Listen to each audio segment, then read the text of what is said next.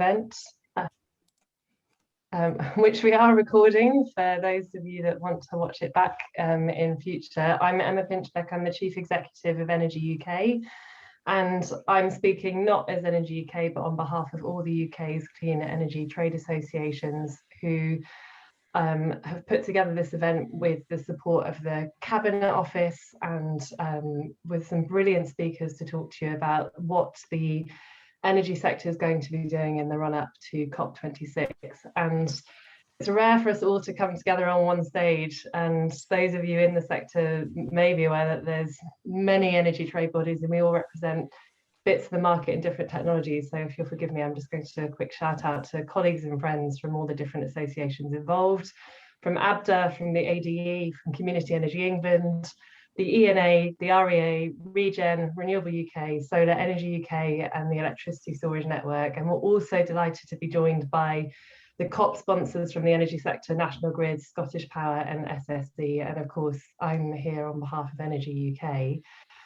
I've been asked just to give you a quick introduction to the sector and why we're so excited about having a home COP. And put simply, it's because the delivery of decarbonisation is on the shoulders of the energy industry. We've made massive progress to date with decarbonising power, with emissions down over 70% on 1990 levels. And that's come with a mass deployment of low carbon technologies. We're at 50% low carbon generation in the electricity system, and a third of that is now coming from renewables, which is a huge UK success story, not least because of the strength of our wind fleet here. And on that subject, we broke more wind records over the weekend, and it's a nice thing about working in the energy industry at the moment that even when you have a thoroughly miserable May, you can look out of the window, see terrible weather, and know that at some point the renewables fleet will be doing its stuff. Also really good weather with our excellent solar sector, before my colleagues in the solar industry yell at me. But looking forward, we've got more to come, so this is now going to go way beyond power. We've had a target on EVs in the Prime Minister's 10-point plan, and there's a lively discussion happening in the energy sector at the moment about how we decarbonise our buildings and heat. And many of my colleagues in the other trade bodies I mentioned are also working on things from, jet zero to zero emissions technology to new technologies like hydrogen and how we decarbonise our heavy industry. All of this is truly world-leading stuff. And whilst we've made massive progress, we can't rest on our laurels. It's a frequent joke of mine that we're responsible for at least 9 out of 10 of the Prime Minister's 10-point plan objectives. And if you count tree planting, 10 out of 10, because many of our energy companies do a bit of that too. We're really excited about the future. And the race to zero is one way that the sector is coming together to demonstrate our enthusiasm for decarbonisation in the run-up to the COP. You'll see from the event blurb that we've had over 100 major corporates already signing up to the 1.5 degree commitment in the Race to Zero campaign, and 500 SMEs signing up to the Race to Zero too. Some of them from our membership, some of them the trade bodies themselves as accelerators, and we just want to do more. So the purpose of this event is to tell you a little bit about the Race to Zero, hopefully for our colleagues in the Cabinet Office and for Andrew Griffith MP to share some more insights from what the government's looking to get out of COP26, and then a brilliant panel of speakers to discuss all of that and then the next steps for the energy sector. I have a couple of small points for housekeeping. Firstly, both panels, both bits of the agenda are open for comment, and we'll be taking Q&A as well. If you use I hope you're all familiar with Zoom by now, but in case you're not, the chat function is where we'd like you to do networking, post comments, talk to one another. We may pick up comments from there for the panels too, but if you've got targeted questions, please put them into the Q&A and then I will moderate. All right. In that case, we'll hand over to the first of our speakers. I can see that Charlie Ogilvie, who's the Strategy Director for COP26, has joined us. And Charlie, I think you're going to tell us about what the government's objectives are for COP, so we are all ears. Thanks. Thank you, Emma, and lovely to see you and lovely to be here. Can I just quickly check that my microphone's working, because I didn't have a test call, and this is always a bit of a Russian roulette. So we're good. Everyone seems to be responding. I think I have some slides which should be appearing in front of you. So absolutely, as Emma has said, There will be lots of, I'm sure, more detailed and sector-specific discussions at the rest of this excellent event. I thought I'd give you a kind of overview of what we're trying to achieve, with only a sort of brief segue into some of the more detail around the energy campaign to set the context for, I'm sure, more detail both from Carl and others, and I'll certainly hang around to ask any questions. So this is a little bit high level, but I hope will give a bit of a framing to what's to come. So next slide, please. So there's the man himself, and I start with this not only because to underline the Prime Minister's huge commitment to making COP a success, but also I think in this specific quote we have the nub of the challenge for COP26. Not only does this event happen at a moment of crisis for the global climate, action has waited too long, and what we now need to deliver to keep 1.5 degrees possible is extremely challenging and makes the next decade completely unprecedented in the kind of transition and ambition, both in terms of policy and investment, as well as technology that we have to deliver.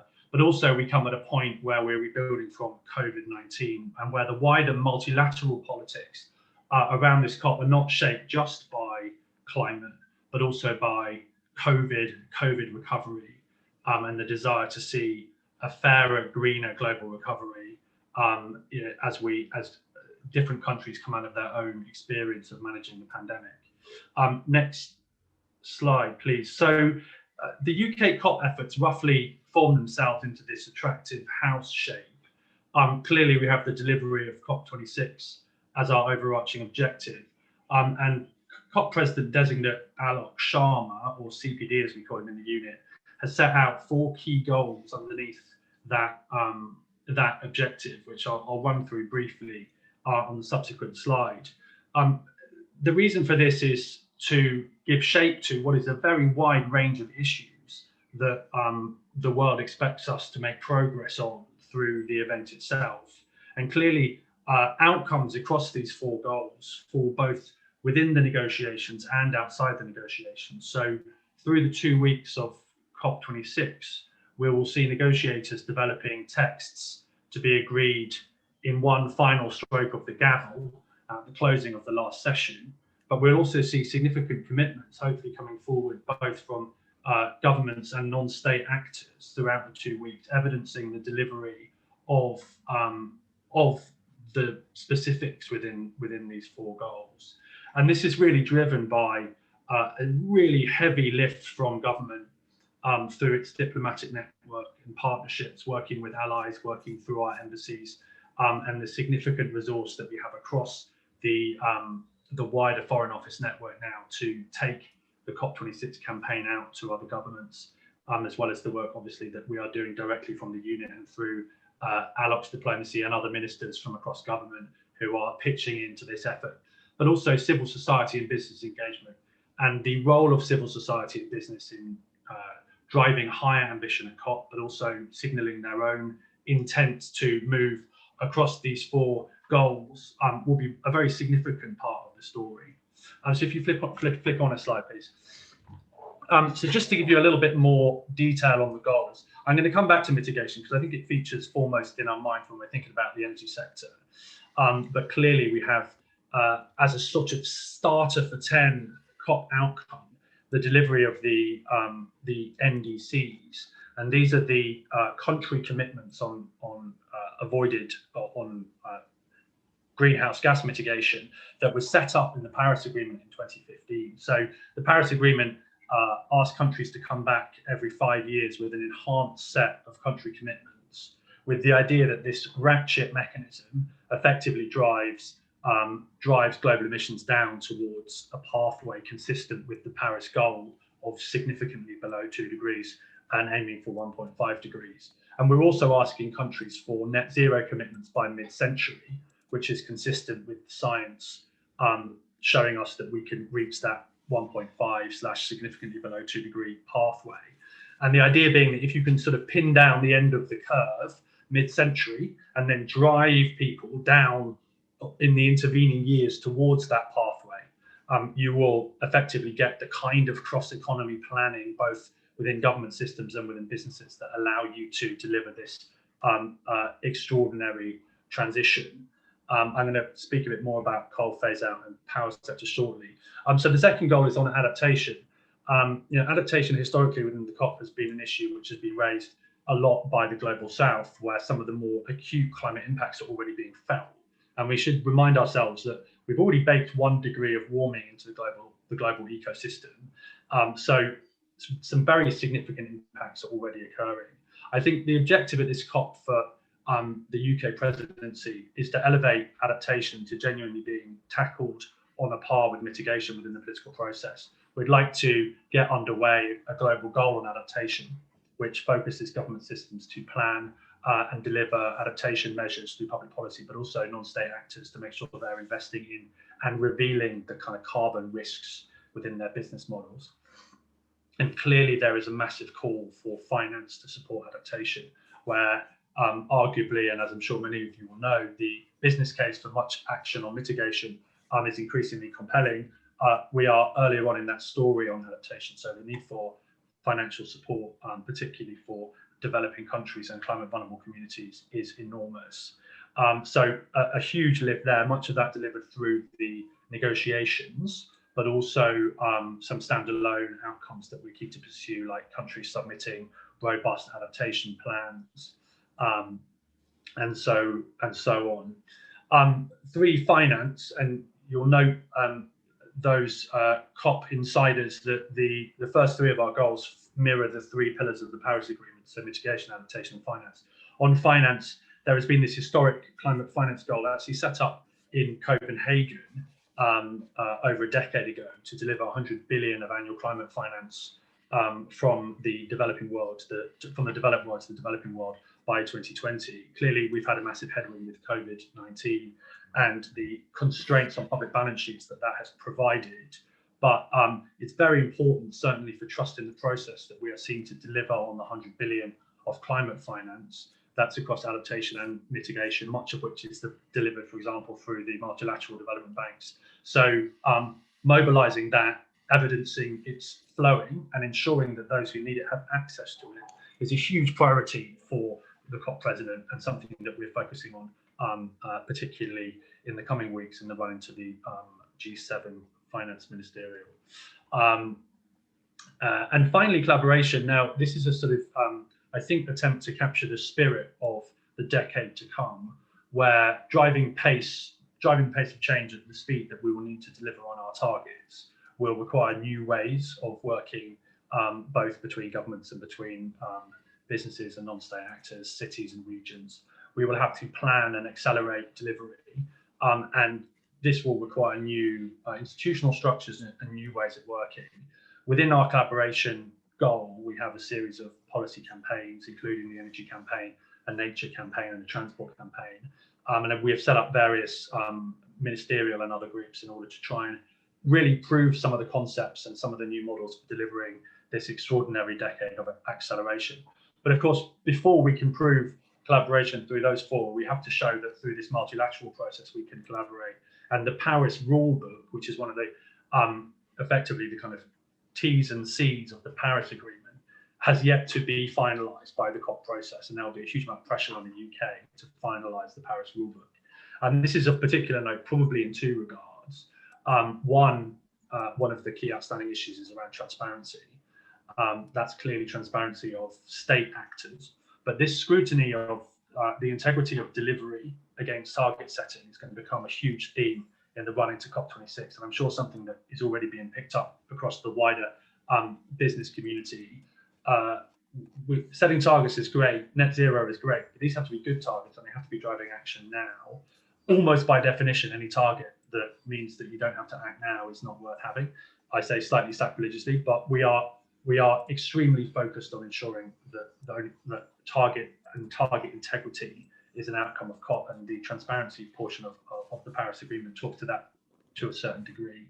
And finally, Article 6, which is the kind of great shibboleth of the unfinished rule book, and relates to the trading of carbon credits, and clearly within the non-state actor community, particularly large corporates, the ability to offset on your journey is one of the most kind of contested and rapidly developing spaces. So the outcome on Article 6 will hopefully start to create the sinews for a global carbon market that genuinely delivers effective decarbonisation and not a route to greenwashing.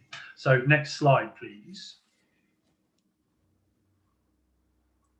So this is just a quick slide on the negotiations. I think it's just worth bearing this in mind thinking about COP. We will be running throughout these 2 weeks of headlines and events, some very detailed, very difficult negotiations. The real challenge we have this year is that the mandates for this year's worth of negotiations don't actually refer to the 1.5 gap, the mitigation challenge, which is the kind of headline of the COP. So we need to use the political mood music that we will set up in the run into the COP to really challenge the COP negotiators to respond to this ambition gap, so that in the final text that we produce, the kind of big Glasgow outcome, we have something really definitive to say to our wider stakeholders about how this COP has helped to deliver on that key mitigation challenge, which is really, can we keep 1.5 degree pathway alive beyond 2020? So next slide, please. Very briefly, this is a campaign like any other campaign. This doesn't all happen in 2 weeks. We have to deliver this through the year. Clearly, we've had a really positive result out of the G7 climate and environment and energy ministers. We will look to build momentum and outcomes through all of these events through the year. And for the team, this is a huge undertaking, because strategically to engage on such a wide variety of different events is complex.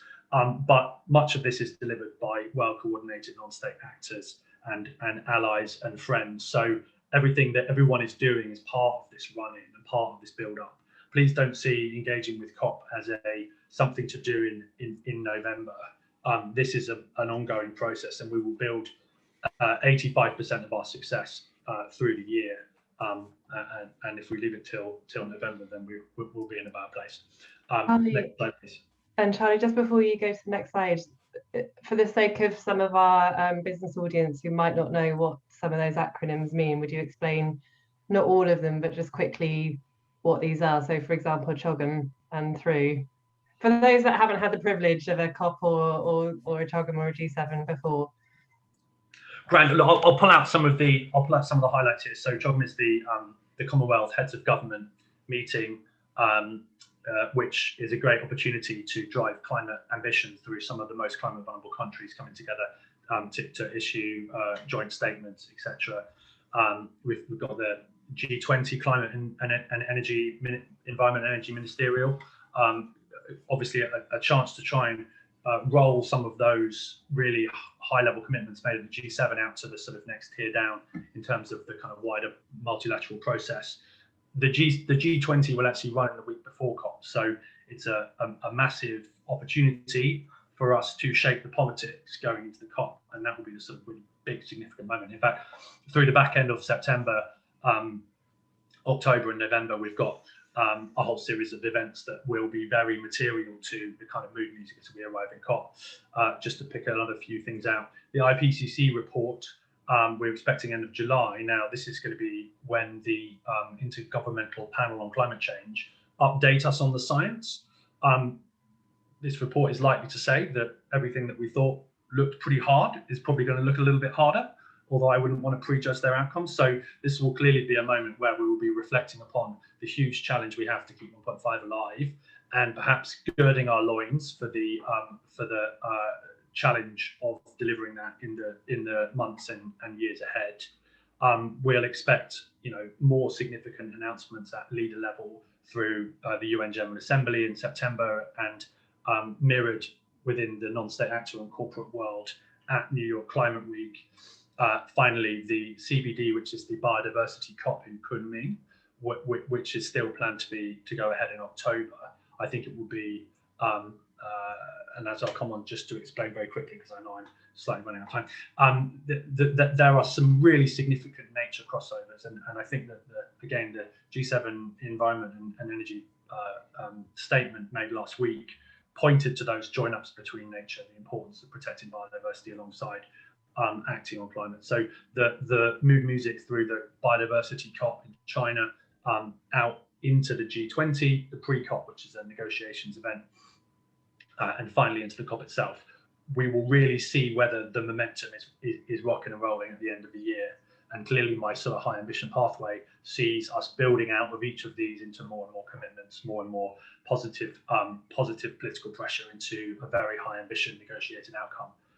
Equally, we could find ourselves in another world, but that's a different slide pack. Next slide, please. So just to come back to mitigation, and I'm making this point very quickly because I think it's one that's missed on a lot of our stakeholders. These are our trajectories in terms of gigatons of emissions. I mean, you all know how to read a slide. I think what's really profound about this is quite how far away we are from the 2030 1.5 pathway. We've got circa 29 gigaton gap. The Paris NDCs only take us a few gigatons below that, which leaves us a gap of roughly 12 gigatons to 2 degrees and about mid to high 20s to 1.5. Grant, thanks Emma. So we've got this very, very measurable gap to 1.5. I think to credibly keep a 1.5 pathway alive, we'd have to make a serious impact on that gap. Now, in terms of outcomes, if we get a really high ambition packet of NDCs across the line, it's still probably going to be in the single digits of gigatons in the 2030 context. So we have to go beyond that with really meaningful policy commitments that sit outside of NDCs.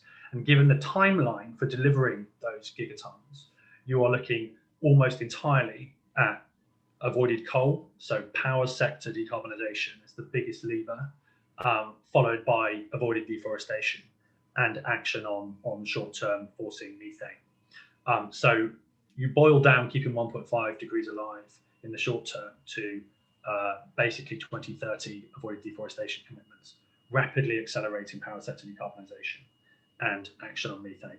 And all of the other things we'll talk about, all of which are incredibly important, how we decarbonise cement, how we decarbonise buildings, all of that sits beyond 2030 in terms of its meaningful impact on the 1.5 degree pathway. So remember coal, forests and methane. Right, next slide. And then I'll rapidly bring this to a close. We're running an energy transitions campaign focused very much on coal phase out. You will have, I'm sure, encountered the Power and Pass Coal Alliance. We want OECD out of coal by 2030. We want no new coal built in non-OECD countries, with non-OECD countries phasing out coal in 2040. And to do that, we are running a series of very hands-on policy campaigns, political convening through the Energy Transition Council, providing support to countries wanting to leapfrog coal in the developing world, and of course, acting, and this slide is now out of date, but acting to push those Western economies, major economies still financing coal to withdraw that offer. Next slide. And just the last point here, you know, inclusivity is everything at COP. This is an event which is about reflecting the priorities of the global stakeholder community into a political outcome. And if we have doors closed to different voices, then the outcome is weakened. Not to mention the fact that many of the most significant climate impacts are felt by those who have some of the quietest voices in the multilateral process. There is a genuine commitment by the COP to hear from our full range of stakeholders. And I know we're short on time, but this is something that's hugely important and cannot be understated in any of the work that we're doing. This event has to be genuinely inclusive across every element of the policy campaigns, the negotiations, and the event itself. And there's a huge commitment from CPD down to make sure that that is the case. I will end there. Thank you very much, everyone. Others will say more on Race to Zero, etc., I'm sure. And back over to you, Chair. Thank you very much, Charlie. Comprehensive and frightening. So perhaps a different take on what's going well and what industry can do to give the government all the help we can on the road to the COP, from the UK's net zero business champion, Andrew Griffith MP. Andrew, I know you're tight on time, so I hope we can keep you for questions, but if we can't, then I'll make sure I follow up with you with questions from participants. And just a reminder to participants to put your questions into the Q&A so that you can keep the chat for networking. I'm picking some of them up, but it's easier for behind the scenes management if you can stick them in the Q&A. Thanks. Andrew. Thank you. Well, look, thank you so much, Emma. No, I've always got time for the Energy Sector Trade Association. You guys are doing such a magnificent job. It's a real UK success story, in truth, as the business champion. And it's a brilliant platform that you've brought so many people here today that are at the heart of this agenda. I'd also pay tribute to Charlie, who's given us a really insightful presentation on what's going to happen at COP itself, as well as the blizzard of events that are happening each and every day between now and COP. We really should, I think of this as a campaign, not as one moment in time. So, we've heard a little bit about that and about how we all have a role to play in creating that crescendo. This government has, I think, played a really strong role. It's set a really ambitious lead. And we know in business sometimes the power of a target, the power of expressing that ambition.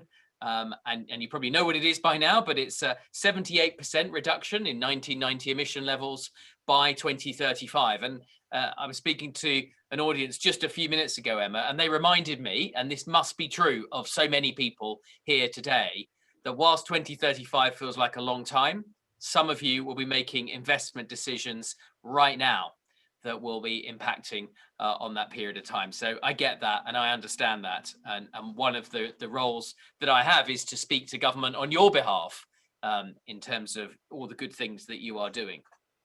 This is a fixture that we can legitimately have very high expectations of, not just because of the leadership that we're getting from Charlie and his brilliant team, and do not underestimate the UK's soft power. This is going to be an excellent example of that, and I see behind the curtain all of the different interactions that's happening.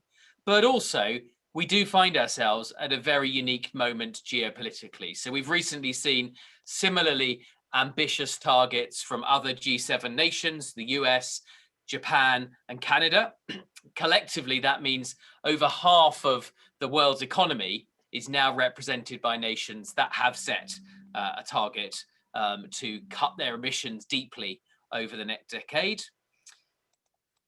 This is a huge economic opportunity for us as well. I mean, as we decarbonize, as we go along the road to reinvent our sources of energy and create whole new ones, we're going to be creating new jobs, new sectors, new businesses, and new opportunities and ways of working. And there's a great opportunity for the UK to enhance its prosperity and to help all of you grow your businesses on the back of doing that.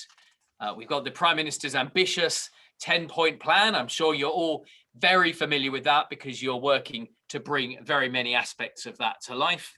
And of particular interest to us are the number of jobs that we're going to be creating. Over 250,000 jobs from engineers, construction workers, wind farms, services, painters, builders, nuclear power plants, to all of the services that we're going to need in our homes, in our lives, low carbon living, and on our streets and transportation. So it really is very, very profound. It's a very exciting time to be in the energy industry. It's a very exciting time to be in business.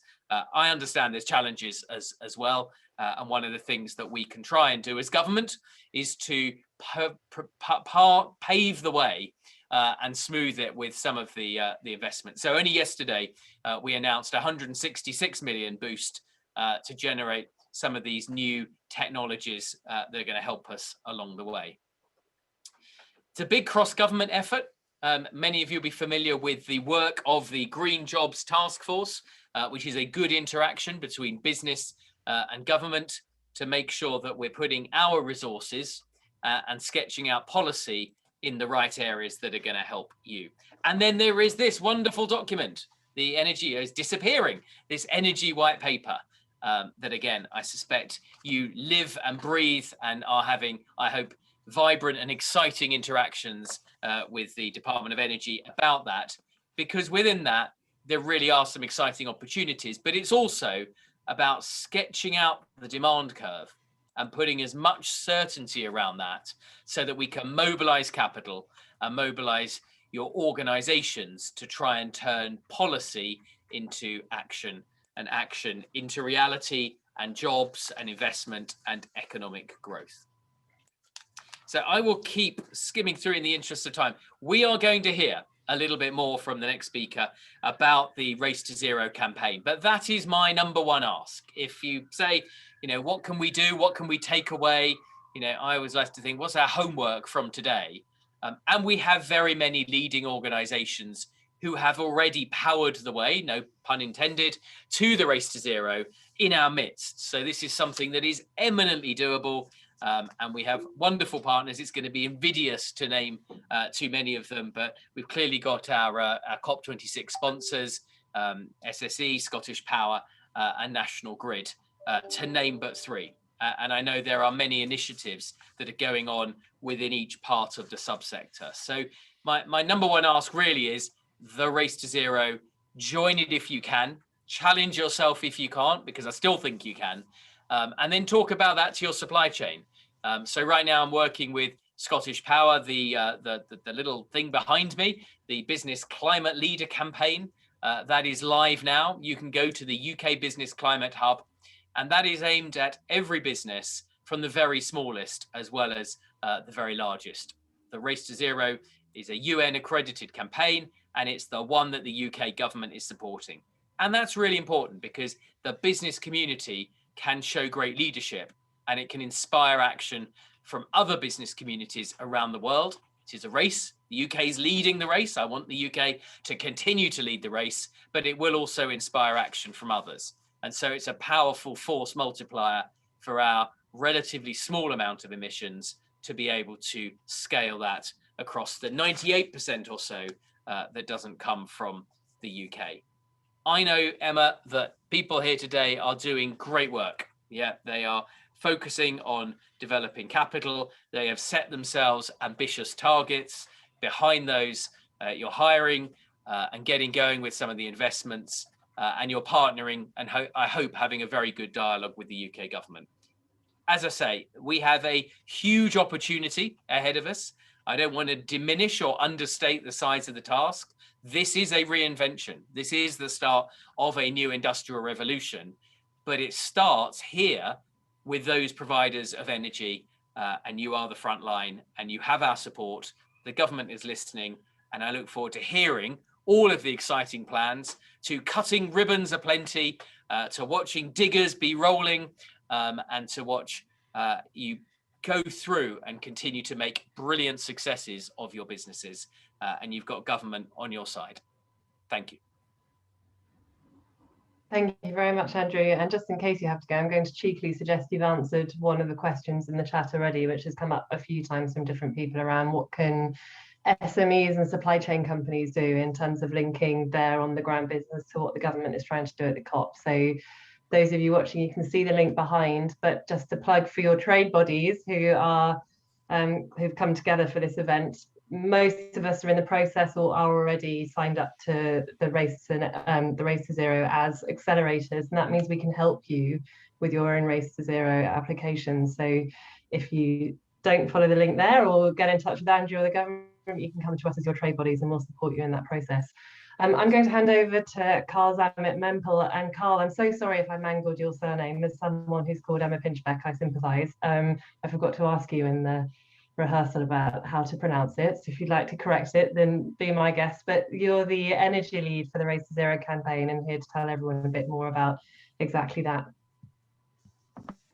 Thanks, Emma. That was perfect pronunciation, actually, so congratulations. Well, it's fantastic to be here. Thanks for the invitation, and it's, I think, inspiring to see the work that's going on in the UK energy sector in terms of decarbonisation. So I applaud all of the activity that all of the participants here today are involved in on that side. Yes, I'm the energy lead in the Climate Action Champions team and going to explain a little bit further about the Race to Zero campaign today. So if we could bring up the slides, please. Thank you very much. Next slide, please. Okay, so at the basics, the Race to Zero is a UN-backed global campaign to rally the leadership and support for climate action from non-state actors. So we're talking about businesses, investors, cities, regions, civil society, all committed to the same overarching goal of halving global emissions by 2030 and achieving net zero emissions as soon as possible and by 2050 at the very latest. And this is led by the UN high-level climate champions for climate action, Nigel Topping and Gonzalo Munoz there down in the bottom left, and is essentially a campaign of campaigns. So pulls on partner initiatives that are recruiting organizations in their respective fields to these net zero commitments. So if we move on to the next slide, please. And so really the objective here is to build this momentum that that Charlie was talking about in advance of COP26, showing to governments that there's this resounding signal that businesses and other non-state actors are united in meeting the Paris goals. And this obviously at a time when countries are considering their NDCs and the updating of their NDCs. And so through the Race to Zero, this is the largest global collection of credible net zero commitments. You can see down there the numbers currently signed up, almost 4,000 organizations and over 2,000 businesses that encompass over 15% of the global economy. And really, this is demonstrating, I think, the better world that is possible through the move to net zero and through decarbonisation, but it's also demonstrating that this transition is already underway and it's accelerating. You know, we've seen a doubling of commitments through Race to Zero in the last year, and it's kind of increasing at an exponential rate now. And I think one thing to mention to this constituency potentially is that those over 2,000 businesses that have already signed up to Race to Zero themselves are now implementing their decarbonisation commitments and are looking for the solutions to help them do that. So they're looking for renewable energy, they're looking for consultancy support in decarbonisation, they're looking for clean heating solutions, etc., etc., etc. So this is all generating demand for the services and products that that your organizations are providing. So next slide, please. So this is just a little demonstration of some of the energy companies that have already joined the Race to Zero. So you can see some of the biggest global energy companies there already part of the campaign, but we are always looking for more organizations, large and small, to join. So please do consider joining. And why should you do that? Why should you join? Well, this initiative shows that your climate commitments and action efforts are credible and science-based and recognized and supported by the UN. You'll be supported in setting, implementing and achieving those targets through our partner initiatives. You'll join a community of members that span your sector, but also, as I mentioned, other sectors with whom you can share experiences. You'll have powerful communications, materials and tools in the run-up to and at COP26 in this year as the most decisive year in climate action history. And there's a particular rationale for the clean energy industry joining this campaign, given that part of what we're doing here essentially is supporting governments to be able to come forward with greater commitments to climate action themselves through the ambition loop. You know, if companies are going further and faster on climate action, that enables governments to do the same, and then that enables further opportunities for clean energy solutions. So this is essentially a form of business development, if you'd like to consider it that way, for your organizations if you sign up to the Race to Zero. Next slide, please. So as I mentioned, the Race to Zero is a campaign of campaigns. So we have partner initiatives that are recruiting companies to their initiatives. And they all have to follow these meta criteria of the Race to Zero to ensure that the net zero commitments are credible. So there's this these 4 steps that all of the initiatives have to sign up to. So there has to be there has to be, for each one of them, a pledge at the head of organisation of their members to reach zero as soon as possible. That they have to have a mechanism by which their members can plan their emissions reductions to be science-based, and then proceed to taking that immediate meaningful action towards achieving net zero. And fourthly, the initiatives have to require their members to publish progress annually, so that there's that transparency in terms of the progress there. I won't go into too much further detail, but all scopes have to be covered to make sure that we're really addressing the supply chain, and offsets are not included in the calculation of emissions reductions. This is about real emissions cuts. To reach the net zero at the end of the process, there might be need for neutralization of residual emissions, and if so, then that would have to be permanent like-for-like removals. Okay, next slide, please. So I'm now going to just talk about two of the most important routes into the Race to Zero through two of our particular partner initiatives. So the first one is Business Ambition for 1.5. This is run by the Science Based Targets Initiative and is the main Race to Zero partner for business, and particularly for large businesses. And so to join this initiative, businesses need to either set a 1.5 degree aligned science-based target, so that's the strongest target in the short term, or set a net zero commitment by 2050 at the very latest, and have interim science-based targets to reach that, which might be at 1.5 or might be at the next level down of stringency, which is well below 2 degrees, but with the expectation that that ratchets up over time to reach 1.5 degrees. So these commitments through Business Ambition for 1.5 need to cover scope 3 emissions, where that's at least 40% of total emissions.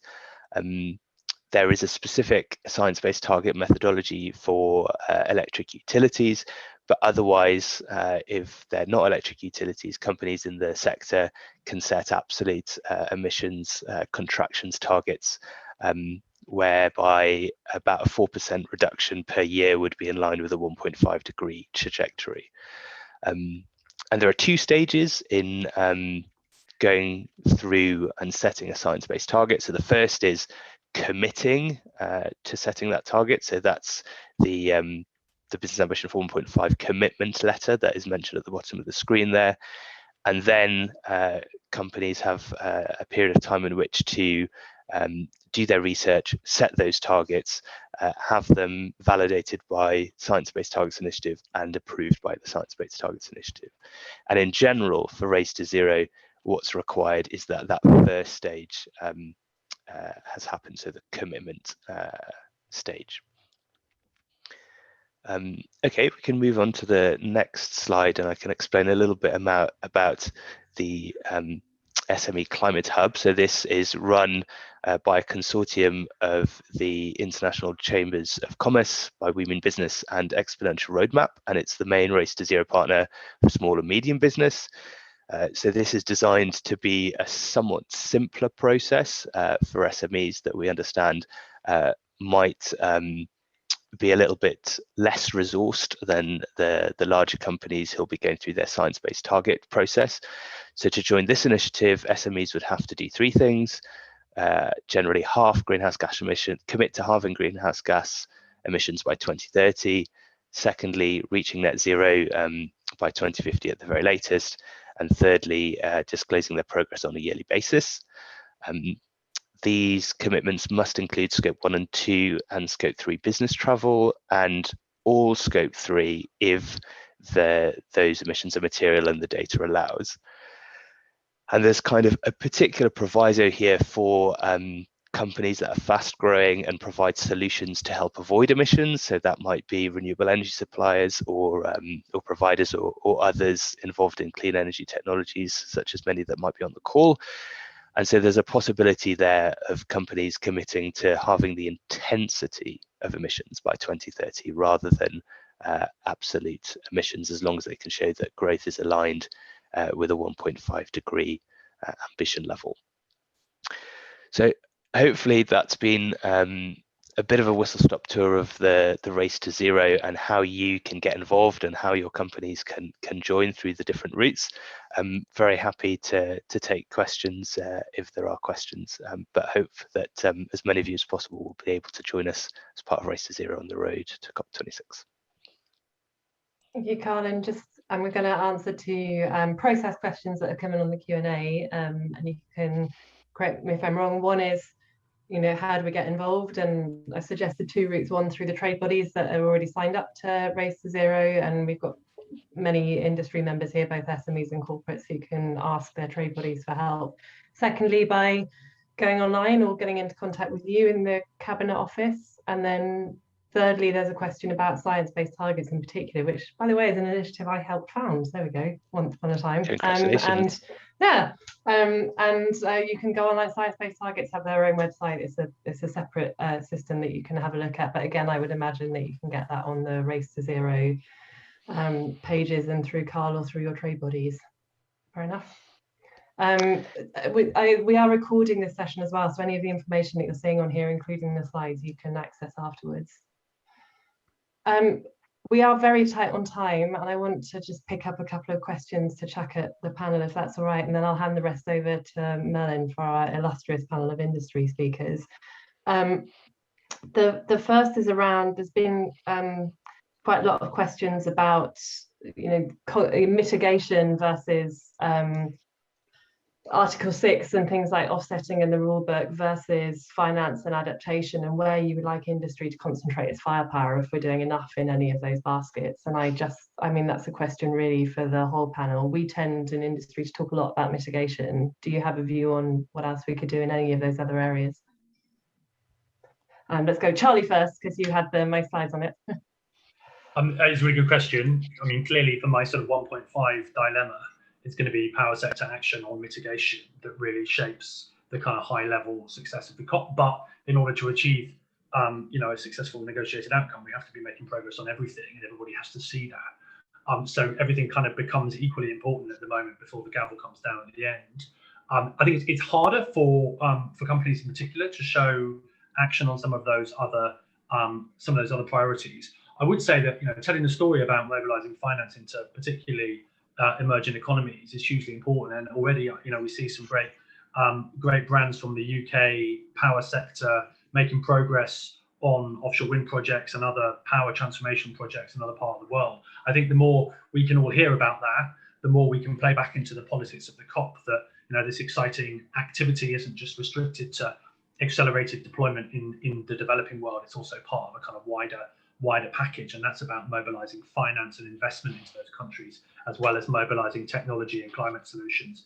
And I think on adaptation, we all need to think about how the changing climate is going to impact our business, and there's leadership just in making reference to that in your own business planning. Of course, the next decade will come with huge mitigation challenges, but anything that you can say alongside that about how your companies and organizations are planning to change because of climate sends the message that adaptation is a problem for everybody, not just for the most vulnerable communities. Thanks.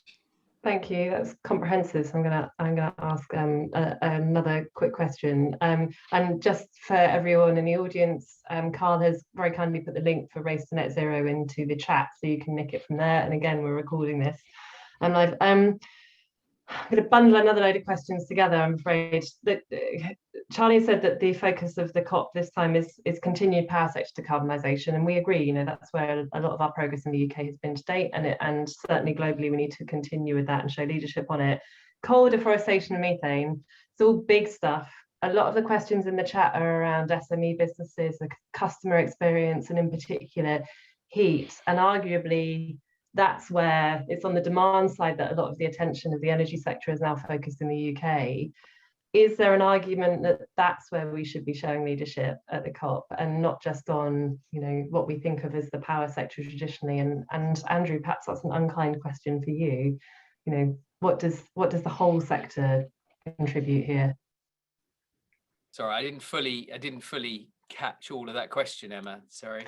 We tend to focus in these discussions on big corporates and big picture things like deforestation or coal or methane, as Charlie said, or the power sector. But here in the UK, a lot of the people on this call are looking at things like smart solutions for customers or EVs or heat. And I just wondered how we bring that to life at the COP, not just these big ticket items, but the experience of individual people as we decarbonise and small businesses.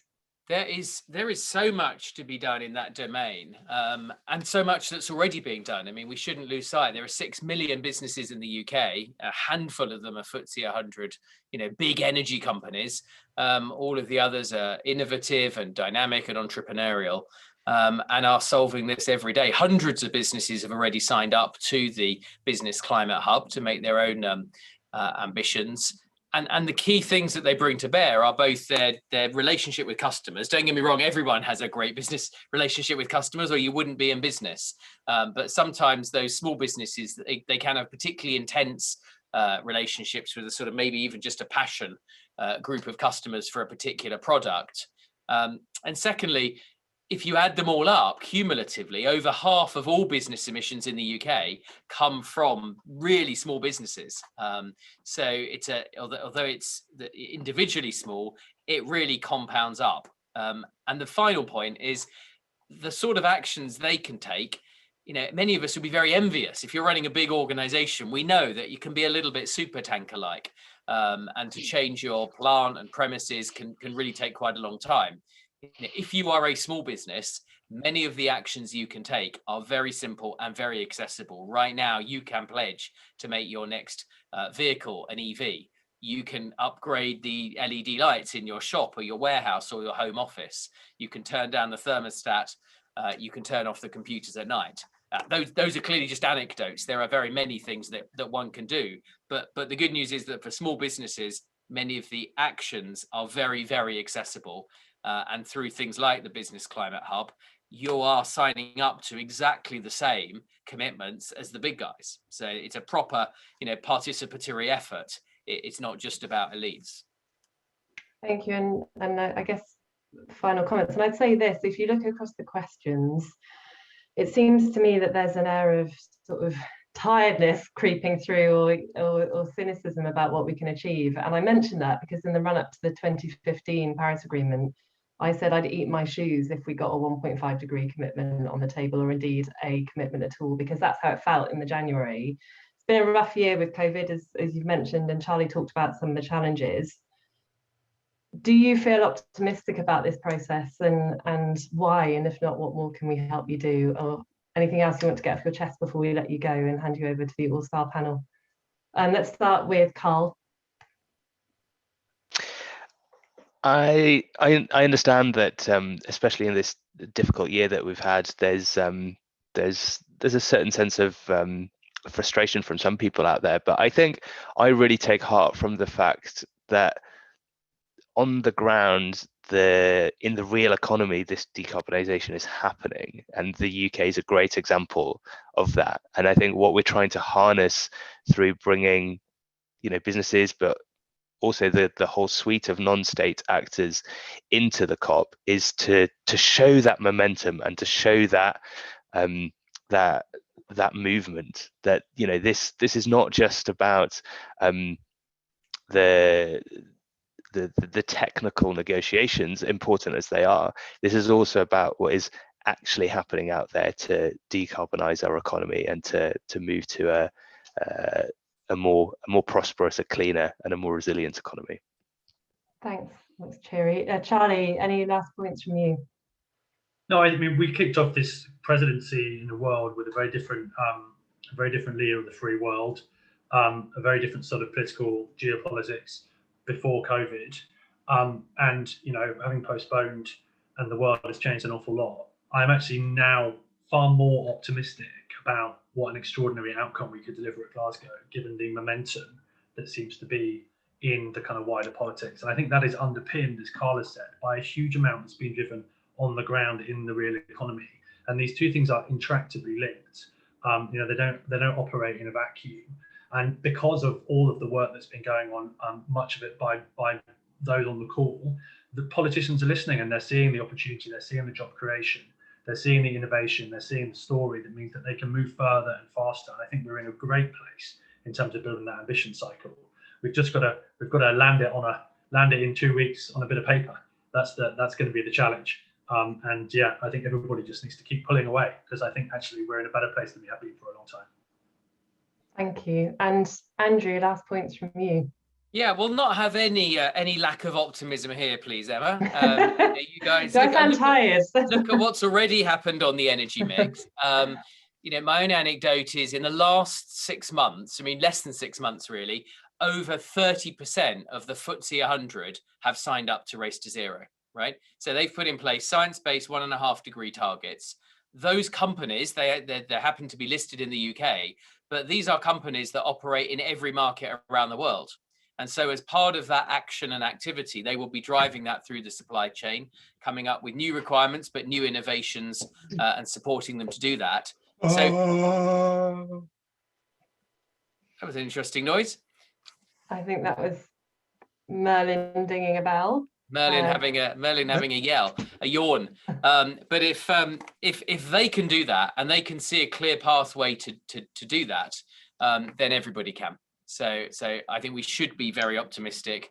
As I talked a little bit earlier, all of the geopolitics are looking pretty good. Let's not be, try and be too forward-looking into that. But as of today, it's looking very positive. Manage what you can control, right? I mean, that's what each of us can do. And if each of us do that individually, that compounds up to something really quite big. Thank you so much for that message to finish on. And certainly, judging by the number of people that are dialed in and everything you've heard from all the trade bodies, we're standing with government on this one, and it's behind our message to crack on, because I think we're up for it. But it has been a long year and some way to go yet. But I'm going to thank you very much for our speakers. I know we've run over, but I think it's rare and brilliant for officials from inside government to be able to speak directly to so many from industry. So I've consciously let that happen. But Merlin, I know, will pick up any questions that we didn't get, or as many as he can, with our next panel. Merlin Hyman is the Chief Exec of Regen, and another one of the brilliant trade bodies that's come together today, and he'll be chairing an all-star panel of brilliant women talking about diversity and inclusion. Lindsay McQuaid, who's the Chief Exec of Scottish Power Renewables, Claire Dictor, who's the Head of UK Strategy at National Grid, and Joanna de Mongros, who's the founding partner of Everose. And I can't wait to hear what they have to say. So I'm going to hand over to Merlin now. Thank you. Excellent. Thank you very much, Emma. And yeah, sorry, my microphone seems to be having a bit of a moment there, making some interesting noises. Hopefully it won't be doing that again. But thank you very much to Emma, and thank to all our speakers. As Emma says, I'm Chief Exec of Regen, and our mission in life is accelerating the transition of the energy system to net zero, as indeed is the mission of so many on today's calls. And one of the ways we do that is through a kind of membership, our membership of people that kind of share that goal, that want to take a whole system approach to this decarbonisation. And I guess we've been working with that sector with people like yourselves on the call today for about 20 years. And I think for me, the great thing about doing that is just how many great and inspiring stories there are about what we can achieve. And that really picks up on Emma's kind of question before, so much is about the scale and of the challenge and the difficulties, but this is a sector that's just full of great stories of inspiring people, of projects where the ribbons have been cut, and many of you on this call today will are part of that. Many of you have been leaders in some of those pioneering, groundbreaking projects that kind of really show the change that we can make. But also very well taken is that point about the scale of the challenge and how much more there is to achieve. And in this year of COP and of increasing climate ambition across the world, I think, then it's obviously an important question for all of us to ask as to what more can we do. And one of those things that we can really do this year is to sign up to the Race to Zero, and build more, show government around the world that the whole of society is really behind this, and that fuel that ambition loop that Charlie talked about the ambition of government, the ambition of all of us and of society, and those two sort of moving together in harmony. So that's something that Regen as an organisation has done a few months ago, and we've been trying to work with our members to encourage them and support them as well. So In that context, I'm delighted to have our panel with us today of some leading organisations who have already signed up. And just to get what I'd love to do in the short time we have is just get a little bit further into kind of what this looks like, feels like, means once you actually take the plunge. And I imagine a number of you out there have been thinking about this or are thinking about it now, and maybe a bit nervous. What does it mean? How does it go down in the organisation? Is it a whole load of work, etc. So I'm going to ask our panelists to introduce themselves as they, as I sort of hand over to them, and to give us a little, background. But let's start with Lindsay, if I may, from Scottish Power. Just asking Lindsay, so you've made this commitment. So how have you started to address the commitments? And once you've dived in, what was the water like? What have you found worked well? And what have you found perhaps more challenging? So I'm the Chief Executive of Scottish Power Renewables, as I was introduced, and I think that in itself is really exciting because I'm not the first one. So this isn't new to us. We've been in the renewables gig, if you like, for quite some time now.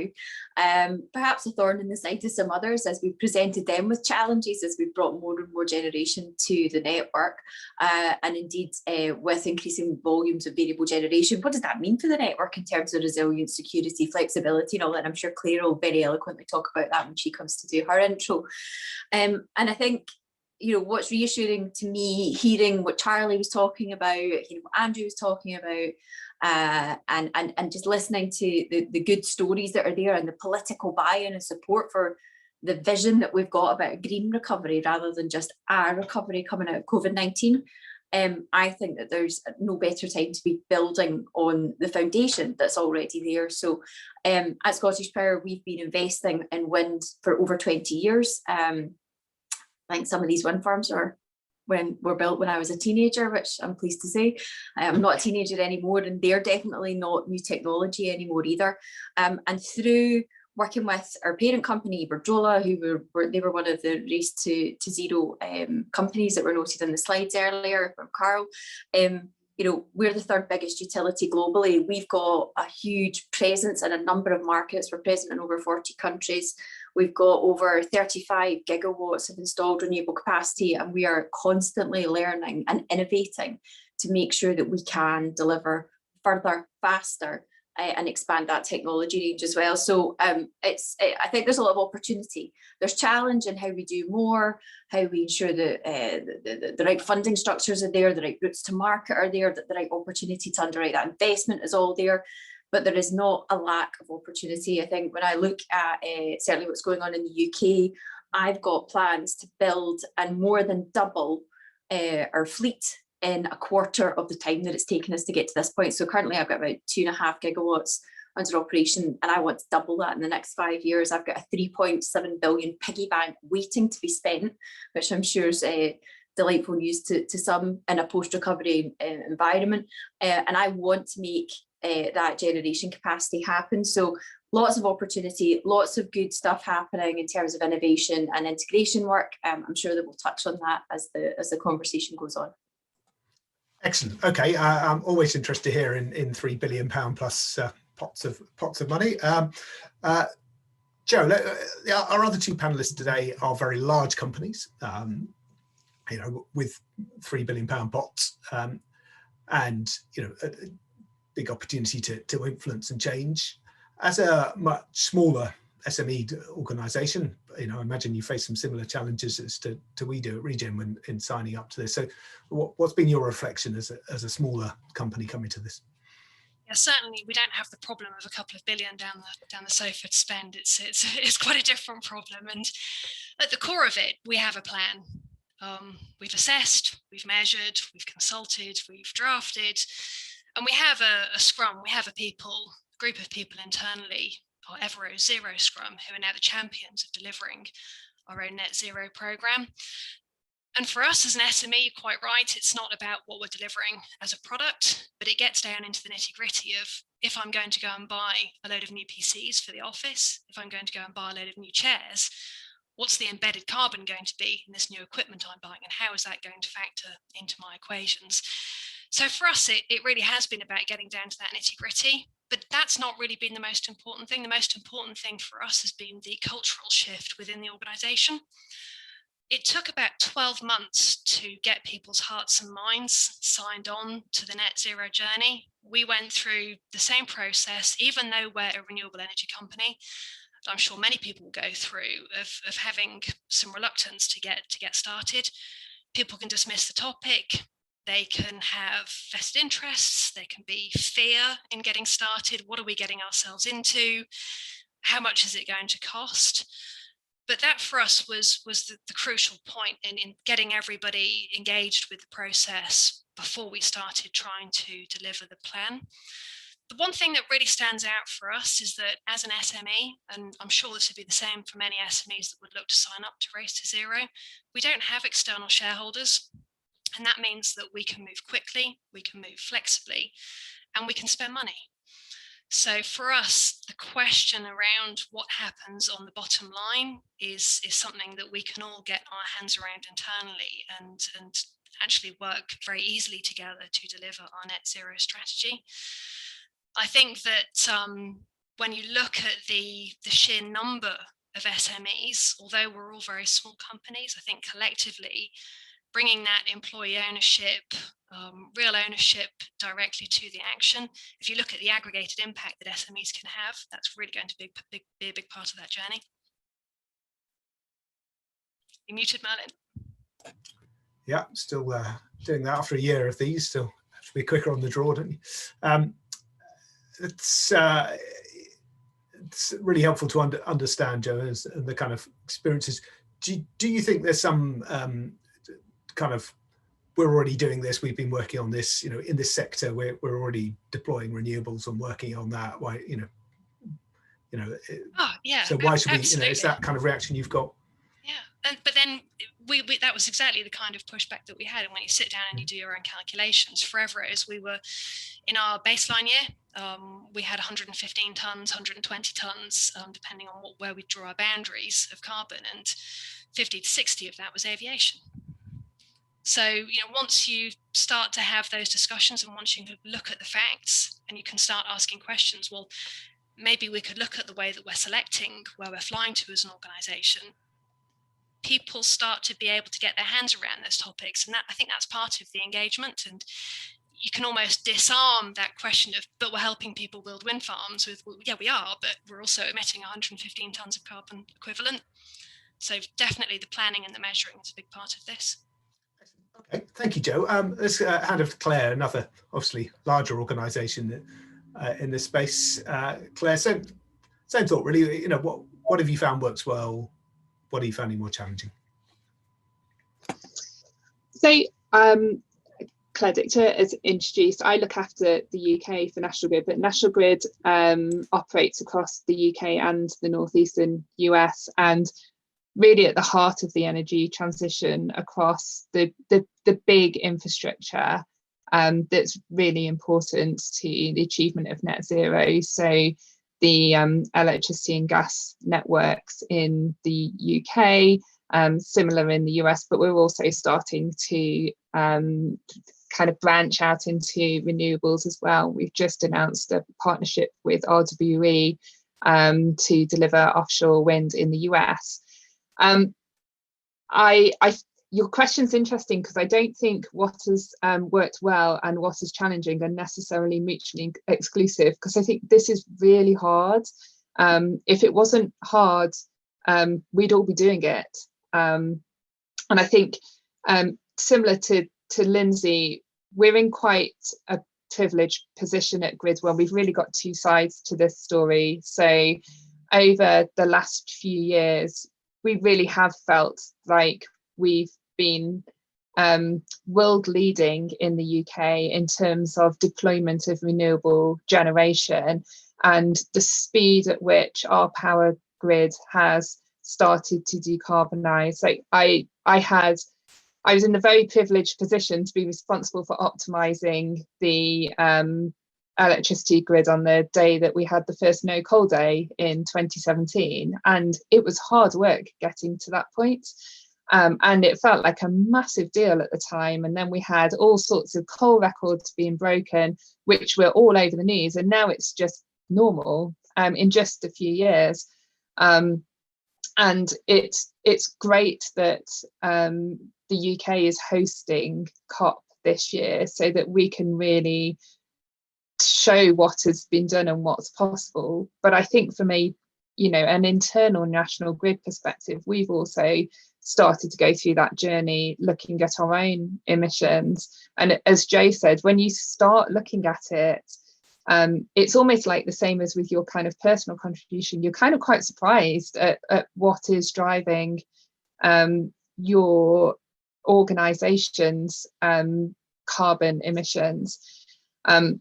We're really proud that since our kind of emissions in 2019, we've managed to achieve a 70% reduction in our own direct greenhouse gas emissions. And we've been working really closely with the Science Based Targets Initiative to increase our ambition on our Scope 3 target, and that now covers our emissions across our entire value chain, not just the energy that we sell. But we're continuing to push and to work really closely with the SBTi because, you know, we understand that that ambition needs to be greater and go further. And Joe's quite right, you know, in a smaller organisation, you can be nimble and agile and you can take decisions and move quickly. In a corporate, it might be more difficult because it's more complicated, but you can also prove that it can be done, and it's, you know, very powerful to demonstrate that. So I think the key is, and why this kind of race to zero is so important, is that it's showing that there's lots of different participants across the whole sector that together have to tackle this. So it's great that the energy network trade associations have kind of really picked up that mantle and pushing it forwards. Okay, excellent. Thank you, Claire. We heard from Charlie that no target that doesn't lead to kind of immediate action is worth having. But, you know, essentially action is on emission reduction is what we're really looking for. Lindsay, I guess is there a danger that, you know, companies are going to set targets 2030, 2035, 2050, you know, feel virtuous about setting a target and then you know, relax? Or is this, you know, do you think, is this actually going to drive, like, okay, these are my missions, these are the big sources, this I need to get going right now? I think targets are incredibly useful, but as was touched on earlier, 2050 can feel quite a way off. And I think since 2050 has been talked about, and since the UK did put into legislation its commitment to net zero in those timescales, and then Scotland's obviously got 2045 hot on its heels, there was a frustration certainly that I felt, even just sitting as a private citizen, as an individual, saying, well, what the hell are we going to do tomorrow?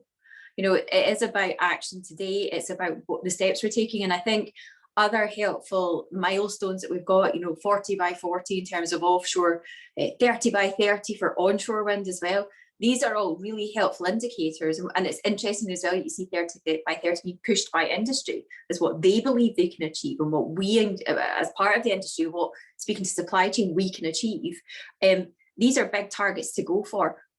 All of the planning work for that infrastructure is happening today. So those megawatts are parts of pipeline today. They are being invested in today. So that action is underway. That readiness and response is already hitting industry. And I think that's what I find, you know, particularly inspiring and exciting for the team that I work with and for the industry colleagues I work with, that we know we're contributing to that. And I think it's not just about the megawatts, and Claire and our colleagues at National Grid, and along with the other transmission operators, we've been doing work about how do we provide a broader set of ancillary services from renewables as well, because you can't have gas and coal continuing to provide those services that they once did to prop the grid up at times when it needs those additional services. So we've had to think about doing things differently and proving, or should I say disproving, some of the voices from maybe 5-6 years ago that scoffed at the idea that wind had any role in provision of these services, that would have any role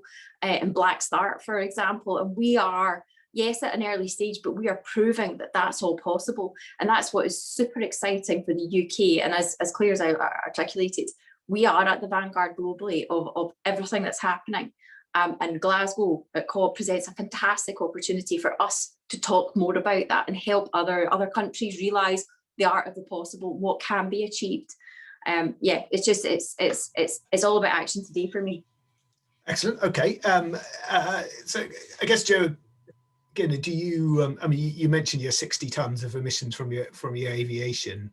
You know, just putting a 2030 target on that, does that? Do you think there's some? You know, is there a risk that people go, okay, well, we can, you know, edge down a bit, you know, over the years, but we can carry on much as usual? Does it really drive that right tomorrow? Now we really need to think about this. I think there is a risk of that, but I think actually if you look at a lot of the companies around, particularly in this sector, you'll find them looking at that and going, oh, we can do better than that. And that's certainly what happened at Everose. You know, we've set ours of a reduction of 40% by 2040 on our avian emissions, but net zero by 2025.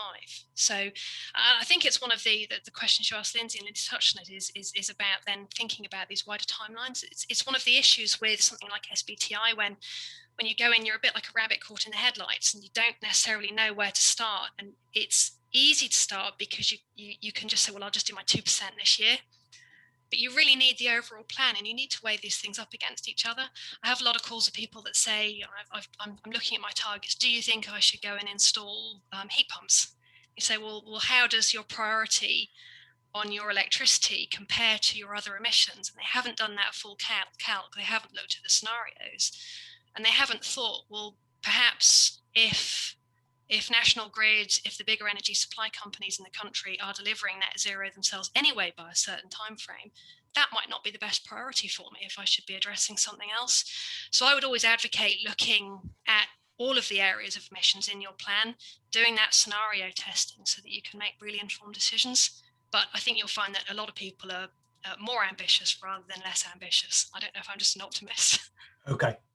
And is there, very quickly, is there a risk of balancing, like, you know, how much detail do you go into? Do you just take rules of thumb on the numbers, or how much do you think it's important? Yeah, it's really easy to get distracted. Imagine you guys are quite good at, you know, yeah, dare I say, geeky conversations about every last. We love good geeky conversation, but you can easily be distracted by a conversation about should we turn our videos off on this conference call.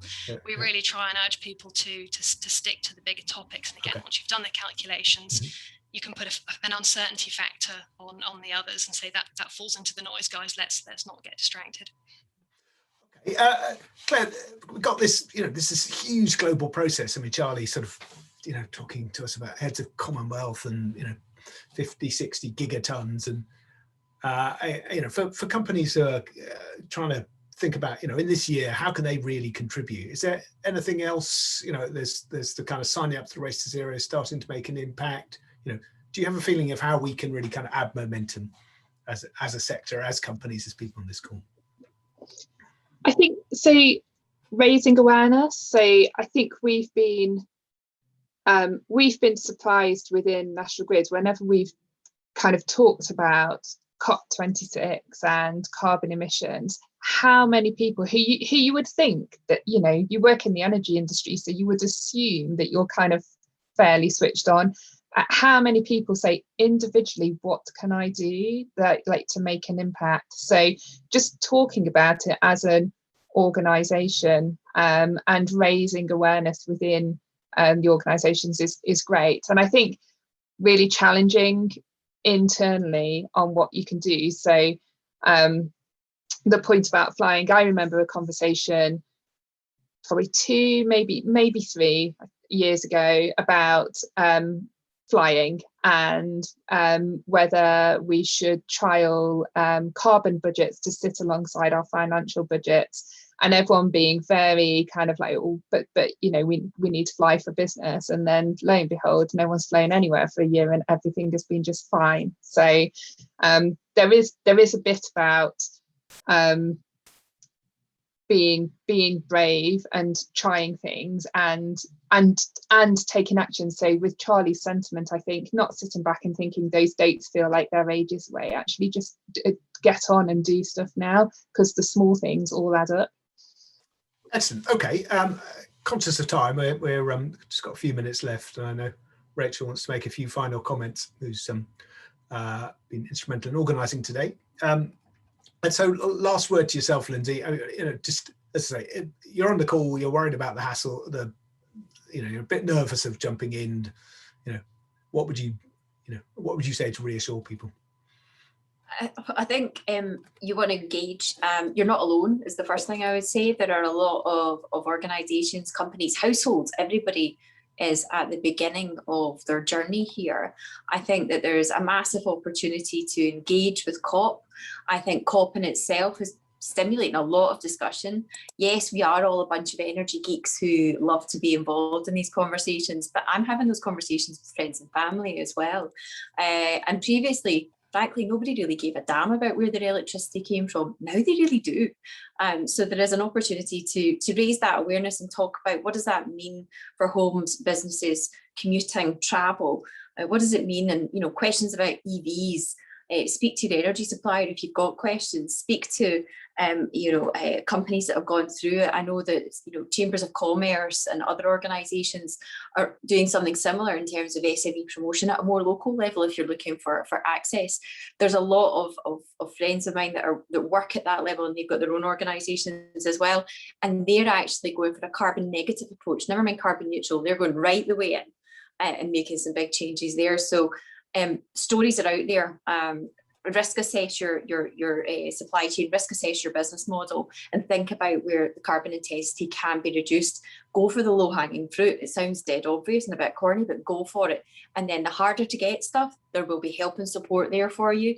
And there's a lot of other opportunities that will come through that. And I know that there's perhaps criticism when we talk about, we don't have all the answers, and some of the technologies are still evolving, like green hydrogen and other things like that as well. But if there's one thing that I'm convinced of, particularly when it comes to the renewables and energy sector, innovation is in our blood. I have seen this sector transform in the last 20 years, and it will go further, it will go faster, and we will achieve and hopefully surpass the targets.